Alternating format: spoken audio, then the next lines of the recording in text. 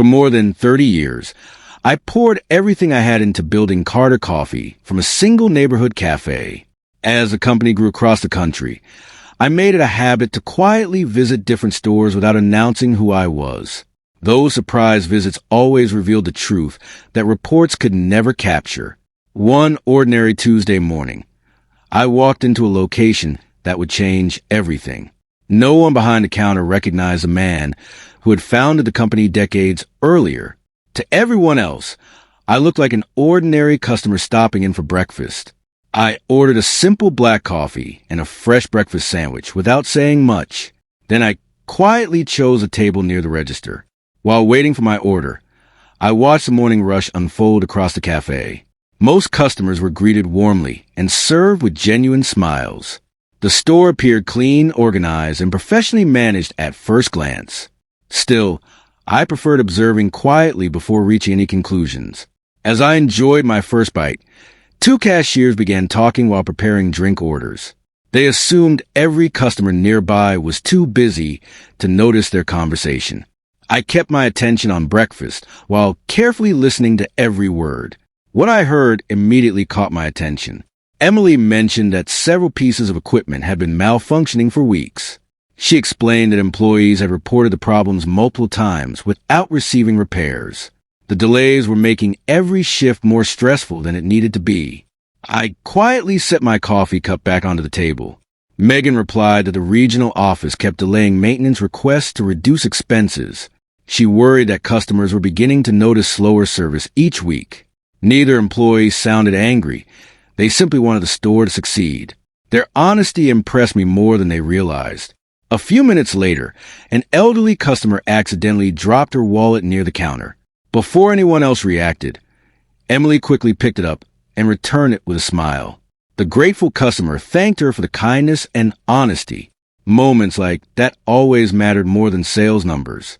As the breakfast crowd slowed, I noticed both cashiers cleaning tables without being asked.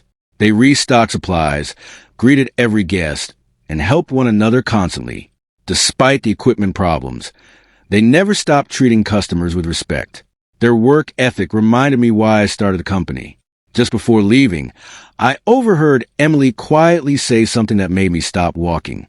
She wished the company's founder could see how hard the team was working every day. She believed someone at the top would actually care enough to fix the problems. I couldn't help but smile to myself. Instead of introducing myself, I quietly thanked the staff for the excellent service before leaving.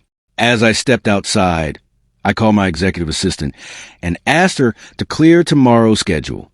There were important questions that needed honest answers before anyone learned who I really was. This visit was only the beginning of a much bigger story. The next morning, I returned to the same coffee shop before sunrise without telling anyone who I was. This time, I planned to observe the entire operation from opening until lunch. Great companies are built by understanding everyday reality, not polished reports. The truth always reveals itself when no one knows the owner is watching. Emily and Megan arrived nearly 30 minutes early to prepare the cafe for customers. They checked inventory, brewed fresh coffee, and cleaned every workstation before opening. No manager had asked them to come early that day. They simply cared about doing their jobs well. Shortly after opening, a frustrated customer complained about a delayed coffee order. Emily apologized sincerely and offered a complimentary pastry while the drink was prepared.